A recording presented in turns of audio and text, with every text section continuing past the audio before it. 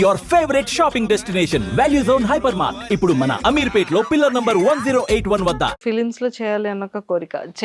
చైతు గారిని నిజంగానే అందరం మిస్ అయ్యాం కదా. మిస్సింగ్ అతను ఉన్న ఫన్నీయెస్ట్ పర్సన్ కానీ, చిన్న పిల్లల మెంటాలిటీ కానీ చాలా న్యాచురల్ పర్సన్. సో మీకు ఎలా అనిపించింది ఆ న్యూస్ తెలిసిన తర్వాత?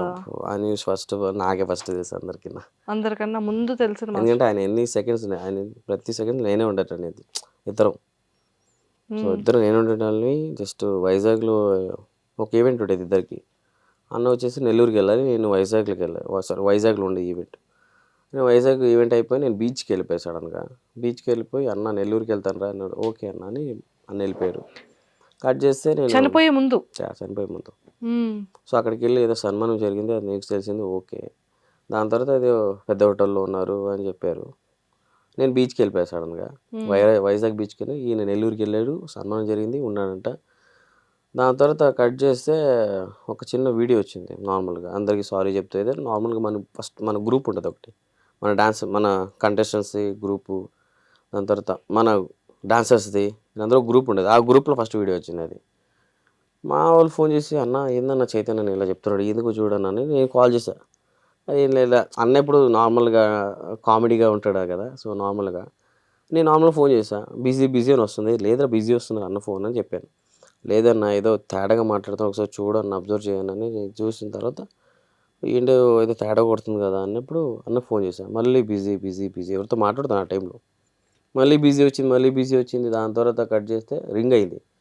కాల్ చేస్తున్నాను ఒక 20 టైమ్స్ 30 టైమ్స్ చేస్తూనే ఉన్నాను. ఇలా లోపల మన వాళ్ళు ఫోన్ చేస్తున్నారు, ఇలా గందరగోళం మొత్తం అయిపోయింది. మళ్ళీ ఫోన్ చేస్తున్నాను ఒక 5:30 ఎగ్జాక్ట్గా. ఫోన్ స్విచ్ ఆఫ్ అయిపోయింది అన్నది. నాకు టెన్షన్ వచ్చేసింది. నాకు కూడా ఫుల్ టెన్షన్లో ఫీల్ అయిపోయాను నేను. ఇంకా మన వాళ్ళు కూడా ఫోన్ చేస్తూ దాని తర్వాత లేదు ఏదో మిస్ కొడుతుంది అని నెల్లూరులో ఒక అబ్బాయిని పంపించాను. ఆ తర్వాత పండన్న నేను ఇద్దరు కూడా కాంటాక్ట్లో ఉన్నాము. ఇద్దరు కూడా అన్న అప్పుడు D15లో ఫైనాన్స్లో ప్రాక్టీస్లో ఉన్నాడు పండు అన్న.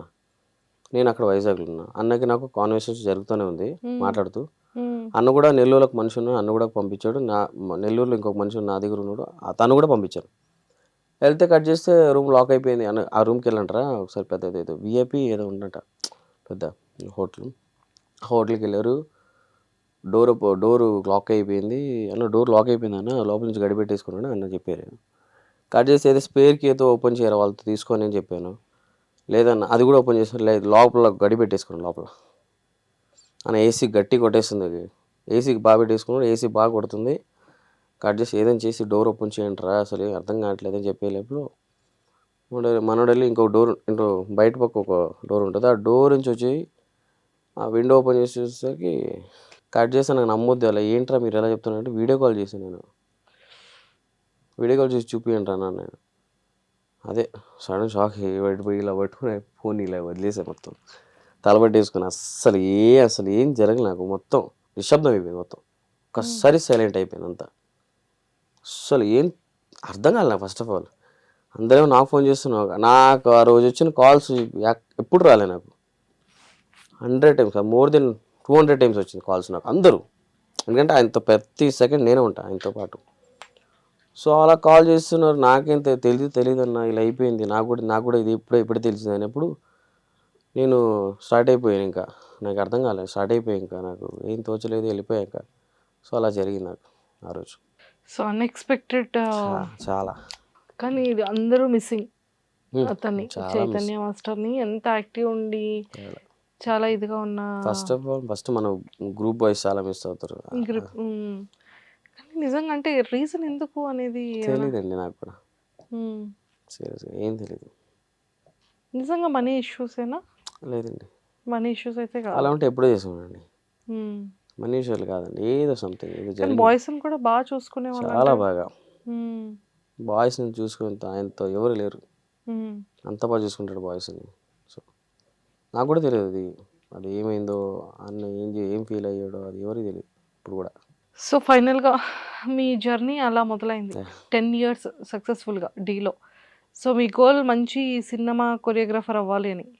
సో చూసారు కదా ఎలా స్టార్ట్ అయిన మీ కెరియర్ని ఎలా చేంజ్ చేసుకుంటూ బిల్డ్ చేసుకుంటూ ఒక మంచి జోనర్లోకి అయితే వచ్చారు. సో సక్సెస్ఫుల్గా సినిమా కొరియోగ్రాఫర్గా మంచి సక్సెస్ అయ్యి మంచి బ్లాక్ బాస్టర్ సాంగ్స్కి కొరియోగ్రఫీ చేయాలి, మీకు ఇష్టమైన హీరోస్తో వర్క్ చేయాలని మనస్ఫూర్తిగా కోరుకుంటున్నాను. Thank you so and much. Final మీ ఫేవరెట్ యాక్టర్ ఎవరు? ఏ యాక్టర్కి మీకు కొరియోగ్రఫీ చేయాలనుంది? NTR sir. Super. So all the very best అండి. థ్యాంక్ యూ అండి. Thank you. Nice talking to you. Thank you.